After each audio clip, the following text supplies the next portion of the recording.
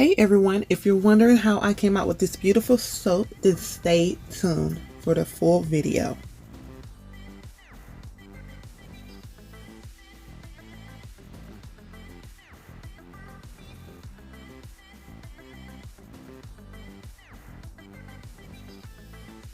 Hello everyone, welcome back to Alvion's Creations. I'm Alvion and I just want to welcome you. So today we are making this luscious Seashell shore soap. And I just want to remind you, if you're new, subscribe, please like and share this video. Alright, let's get into it. So here you just see I've melted my butters down and I am combining it with my oils. I'm going to burp my stick blender, so make sure there's no bubbles in it, but some kind of way I always get bubbles in my mix because I don't know. I just have to say that this is my first soap of the year and I hadn't made soap in like 6 months, and that's just because of something happening to me 6 months for the past 6 months ago, and so now I'm back at it and I'm ready to go full force with it.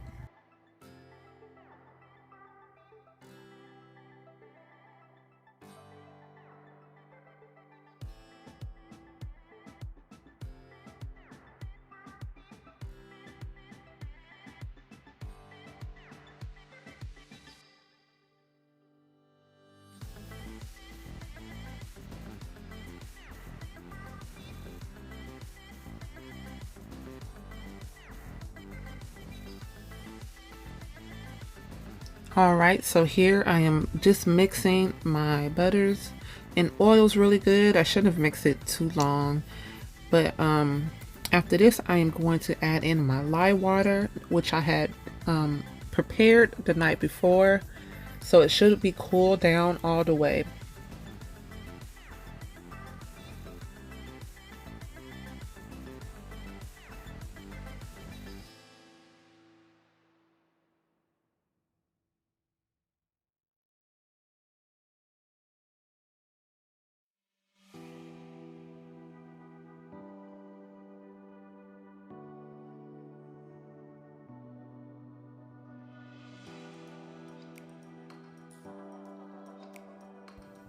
Okay, so I am just going to divide my batch in 3 different bowls because I am doing 3 different colors.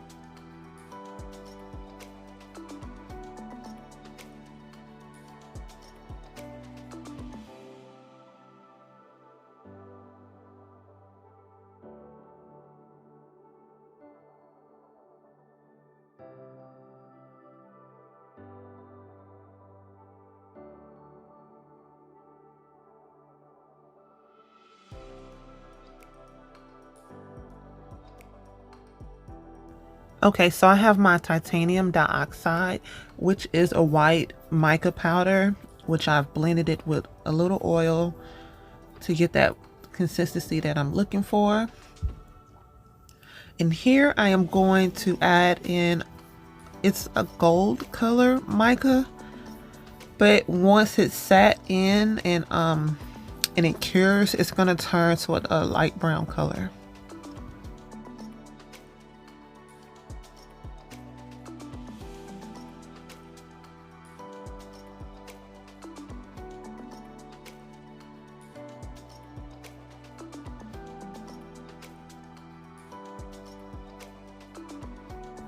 Oh, and then this one, my last color, is called Blue Tide, which is a new, for me, it's a new mica. I'm sure they had it for a while. But it's from Mad Micas, and I have fell in love with their website with different colors. So I am about to start blending, and I'll start with the lightest color and then I'll move on to the darkest.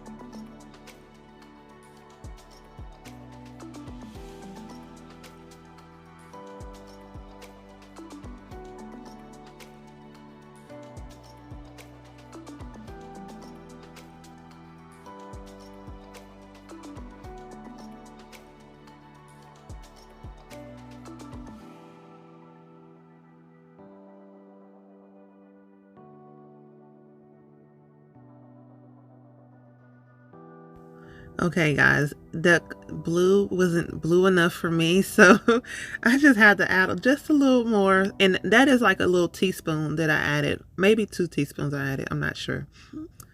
But I added more because I wanted it to look like the ocean, which I hopefully is blue. Well,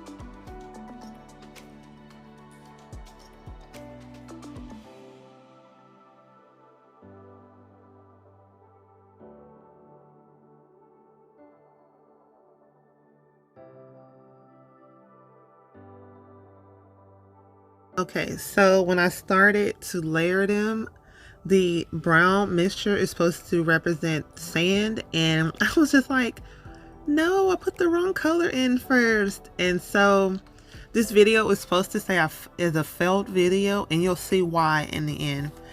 But maybe this was like a sign saying, hey, there's a step you're missing before you finish this soap. So I scraped the brown out, and I'll go over my mistakes at the end of the video. But I scraped all the brown out as much as I could, and then I'm gonna put the blue in first because I wanted it to be like the ocean flows into this sand, and then the seashells will be on top.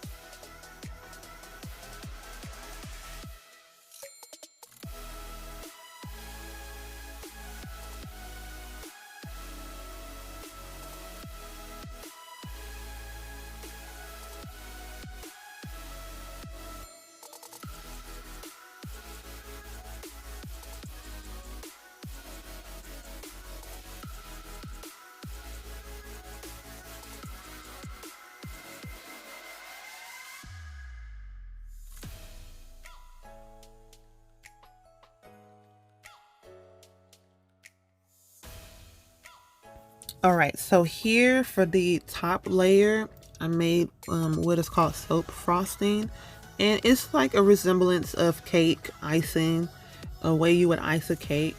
You put it in a piping bag with a icing tip on it, and it's the same method, but it's not the same. Like it's not sugar or anything.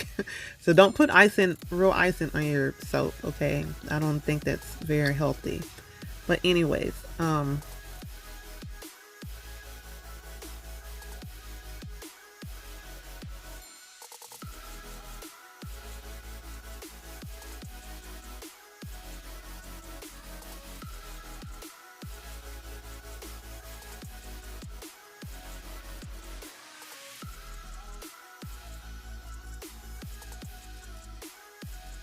so I just piped on the soap frosting until the batch is completely used.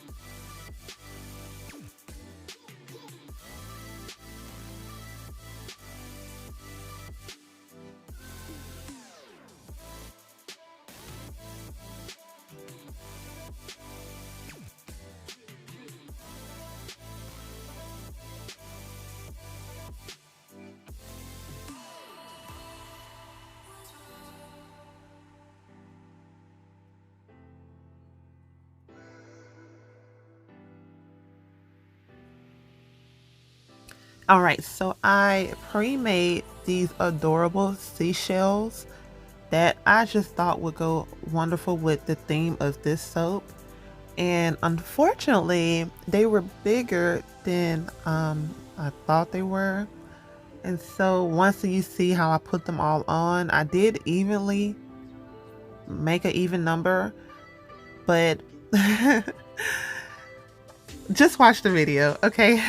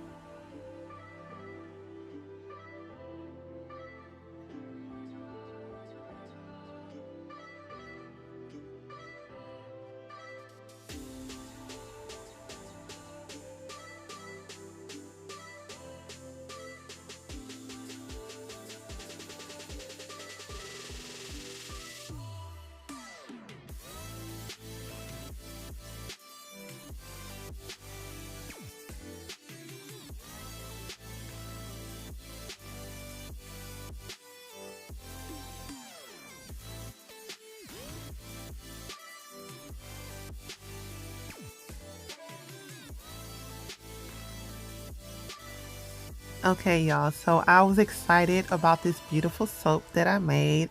I mean, it was a great concept in my mind.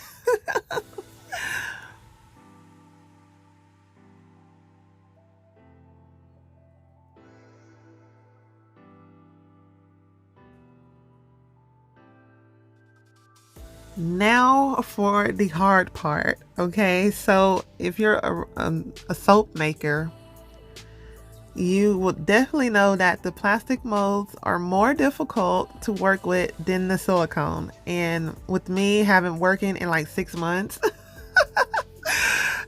I had the hardest time getting this soap out.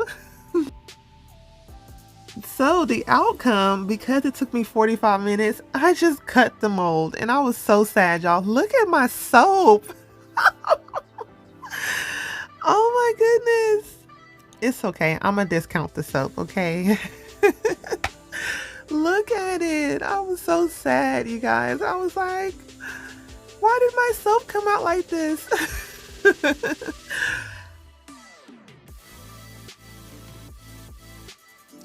Okay, so now when I started cutting the soap, like the end piece will be for me. But I'm thinking about just making some of these bars. It's just sample bar soap. So I just cut them as half bars and just give them away because I'm just so displeased with this soap.